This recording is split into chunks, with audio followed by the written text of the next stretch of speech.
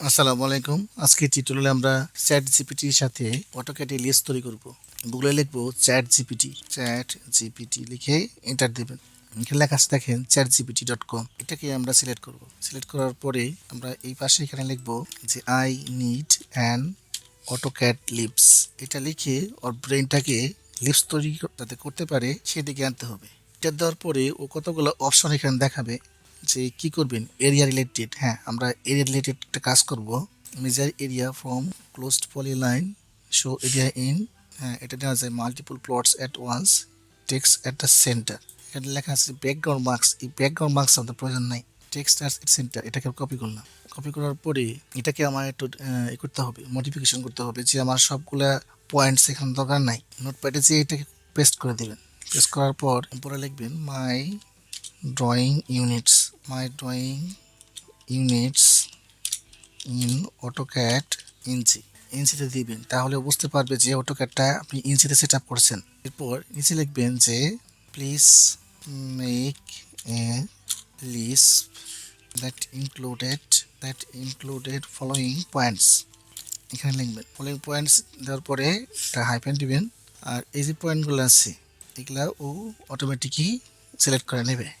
আর এখানে লেখা আছে যে show in square feet decimal শতক কাঠা, সবগুলো প্রয়োজন নেই। আমরা শুধু ডেসিমেলে কাজ করব, যে আমাদের প্লটগুলোতে ডেসিমেলের পয়েন্টগুলো দেখাবে। এই জন্য জাস্ট এখানে শুধু ডেসিমেলের কথাই লাগবে। Multiple plot at once text at center. আচ্ছা, এটা এখন এটাকে কপি করবেন। কপি করার পরে এখানে আবার এখানে নিয়ে যাবেন, কন্ট্রোল ভি দিয়ে জাস্ট এখানে আবার এই টির চিহ্ন আছে, এই টির চিহ্ন দিয়ে ক্লিক করবেন। একটু ওয়েট করবেন। ওয়েট করার পরে একটা লিপস এখানে আপনাদেরকে বানিয়ে দেবে। আচ্ছা, ওর লিস্ট বানাটা শেষ।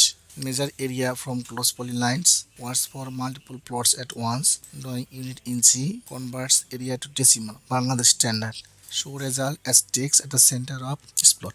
আর এখানে লেখছে ফর্মুলা ইউজ করছে 1 স্কোয়ার ফুট 144 স্কোয়ার ইঞ্চি এবং 1 ডেসিমাল সমান 425.6 বর্গ ফুট। এটা ঠিক আছে। তাহলে এখন আমরা এই লিস্টটাকে কপি করব। কপি করার পরে এটাকে আমরা নোটপ্যাডে নিয়ে যাব। প্যাডে নিয়ে যাওয়ার পরে এখানে পেস্ট করে দেব। আর এই ফাইলটাকে আমরা সেভ করব, সেভ অ্যাস। ফাইলটাকে সেভ করবো এরিয়া অল প্লট দিয়ে। আর অল প্লটে শেষে একটা দেবো এলএসপি নামে একটা লিপস এখানে আমরা সেট করব। তারপরে এটা সেভ দেবো। এখন আমরা অটোক্যাডে চলে যাব, আমাদের এখন আর কাজ নাই। তো অটোক্যাডে যাওয়ার পরে এখানে আমি দেখেন যে কিছু করছিলাম, ক্লোজ পলি লাইন আমি আগে থেকে অ্যাড করে রাখছিলাম। তো এটা আপনারা অ্যাড করে নেবেন। তো পলি লাইন যদি এরকম করা হয়, এটা একটা ক্লোজ পলি লাইন, আবার যেটা হয় এটা একটা ক্লোজ পলি লাইন, তাহলে এই ধরনের ক্ষেত্রে কিন্তু কাজ করবে না।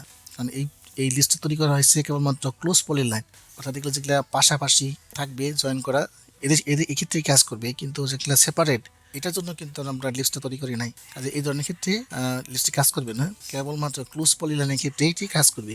এখন আমরা অটোক্যাড লিখবো APP লিখে আমরা এন্টার দেবো। দেওয়ার পর যেখানে আমরা লিস্টটা রাখছিলাম সেইখানে আমরা চলে যাব।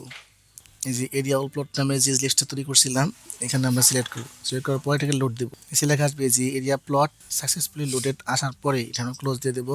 এখন অটোক্যাড থেকে লিখবো এরিয়া ডিসিম থেকে আমরা ইন্টারসেপ্ট দেবো।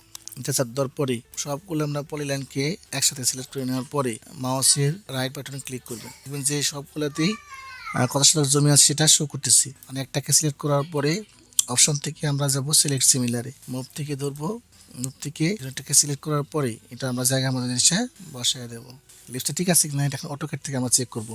ধরেন আমরা এই প্লটটাকে সিলেক্ট করলাম। সিলেক্ট করার পরে লিখবো LI, দিলাম ইন্টার। তাহলে এখানে আছে 16,380.24 স্কোয়ার। এই স্কোয়ার ফুটটাকে আমরা কপি করলাম। কপি করার পরে ক্যালকুলেটর এনে পেস্ট করে দিলাম। একে এখন ভাগ দেব 435.6 দ্বারা। যেখানে কিন্তু আমার একদম মিলে গেছে 37.6038 তো আছে 60.60 এখানে 39 আসছে। এই যে 8-এর পরে 5 আছে, এই জন্য এক ঘর কাটা নিয়ে এখানে 9 বসাই দিচ্ছে। তো আমাদের লিস্টটা 100% ঠিক আছে। তো এইভাবে ChatGPT বা AI এর সাহায্যে আপনারা লিস্ট তৈরি করতে পারবেন এবং সেটা অটোক্যাডে নিজেদের ব্যবহার করতে পারবেন। ধন্যবাদ সকলকে। আর লিস্ট বানাতে গিয়ে যদি কোনো সমস্যায় পড়েন সেটা কমেন্ট বক্সে লিখবেন, আমি আপনাদেরকে দেখিয়ে দেবো বা সংশোধন করে দেবো কিভাবে লিস্টটাকে কারেক্ট করবেন। ধন্যবাদ সকলকে।